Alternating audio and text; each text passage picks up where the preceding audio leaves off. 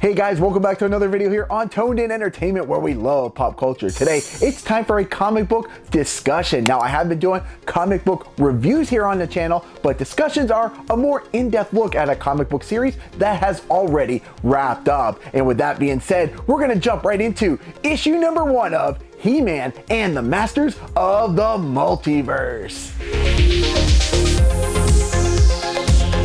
The opening starts off with He-Man's #1 enemy, Skeletor, knocking on the door of Castle Greyskull. He demands that the sorceress unleash the drawbridge of Castle Greyskull, or he will unleash the moon of Cataclysm and destroy the city of Eternos. From inside the castle, Prince Adam and the sorceress look down upon Skeletor as he goes on warning them that if he gets his hands on the power of Greyskull, he will embody all knowledge and energy. The ultimatum has been presented. Give Skeletor the power of Greyskull, or watch King Randor and the rest of the kingdom turn into ash. The sorceress pleads with Prince Adam not to call upon He-Man to keep the secret of the sword safe, but Adam sees no other option than to call upon the most powerful man in the universe. By the power of Greyskull!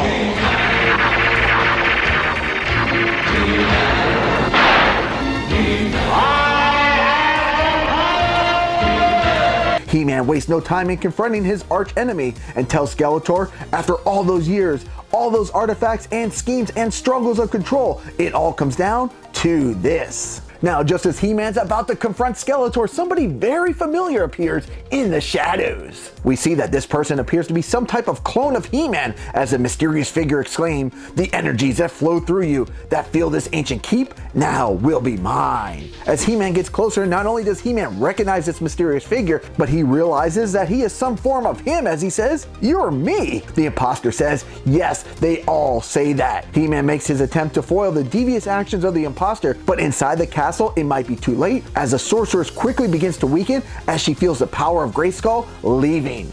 In the background, the castle looks to be crumbling. Skeletor's body lies lifeless, and the imposter stands tall, now wielding 2 power swords. In the distance of space, Eternia, the heart of the universe, appears to be in grave danger. Now it's time to catch up with King Randor's brother, Prince Keldor, who's showing off some of his graffiti skills to Beastman and Evil Lyn. While Beastman is impressed by Keldor's skills, Evil Lyn is not, as she tells him, 5 years of magical mentoring, and all you've managed to learn from me are a few useless cantrips.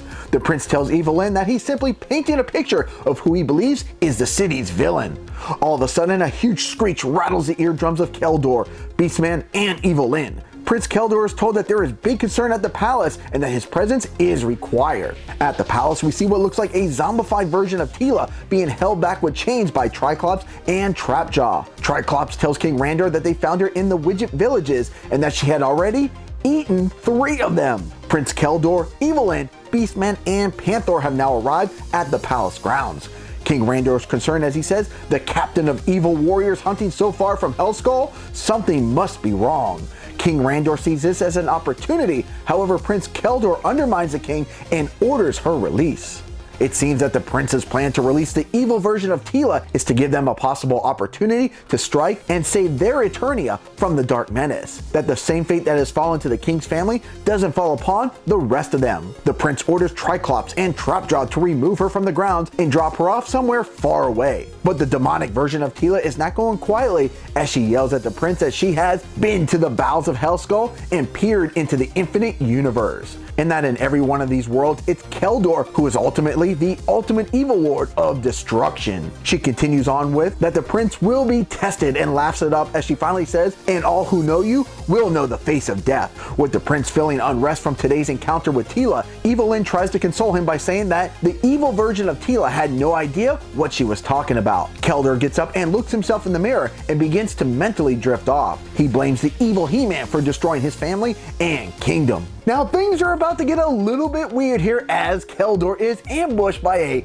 pint-sized He-Man. Little He-Man stands over the prince and tells him not to make a move, and warns him he might have lost his Thunder Punch, but he still has his Easter Special. Now, even in the classic He-Man stories that I grew up watching, the cartoon, things were weird already, but this comic is kind of taking it in a really weird direction, but it's all going to start to make sense as we see the movie version of He-Man here with the Cosmic Key. Perplexed by what's going on, Keldor demands that one of these He-Man explain. Movie He-Man fires up the cosmic key and lets the magical device tell the story. We learn that even though Eternia might be the center of this particular universe, there are thousands, if not millions of universes, and Prince Keldor's enemy He-Man has found a way to travel through these universes, attacking other He-Man and stealing their power swords. This evil He-Man in turn is able to gain the magical powers of these castles, often leaving the other He-Man left for dead. With each castle he conquers, he becomes stronger, with his main objective of capturing the Power Prime, the source that feeds the power to all Greyskull in the multiverse. Movie He-Man explains to Keldor that in all other universes, He-Man is the champion of good, but for some reason the He-Man in Prince Keldor's universe is the only one that is known for evil, being labeled the anti-He-Man. Bunny He-Man tells Keldor that they have come for him and that he's the one that can stand up to anti-He-Man. Keldor shrugs it off and tells them that his magic is so weak, it's only used for pranks, and that there's no way he could deal with such a powerful force as the anti-He-Man. Movie He-Man fires up the cosmic key and Keldor appears in hologram form. Now, for those that don't know, Prince Keldor in a lot of the He-Man mythology, he actually becomes Skeletor. And that's what Keldor's idea is here, because He-Man can take care of Skeletor with no problem in any of these other multiverses all by himself. So he figures with this plan, he can have Prince Keldor take care of the anti-He-Man. Just as Keldor finishes delivering his message, we see him being attacked by anti-He-Man. The prince tells Movie and Bunny He-Man that he will go with them, and they begin making their way through the universe. As they go through the portal, they try to figure out where exactly they have landed. And I like the fact that they take a jab at the Masters of the Universe movie here, where they talk about the cosmic key and how horrible that sound was, and it's still present here in this comic. Now, it only takes minutes before our heroes are attacked by what are believed to be mutants. However, here on the last page, we see a battle going on in outer space, and it looks like in issue 2, the battle is set to take place in Starship Eternia. Alright guys, so that's going to do it for this comic book discussion of He-Man and the Masters of the Multiverse, issue number 1. Now, if you're liking these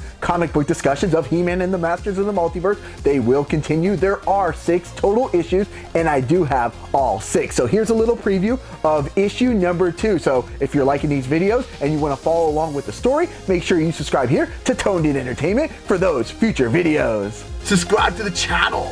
Do it. Go now. Do it now.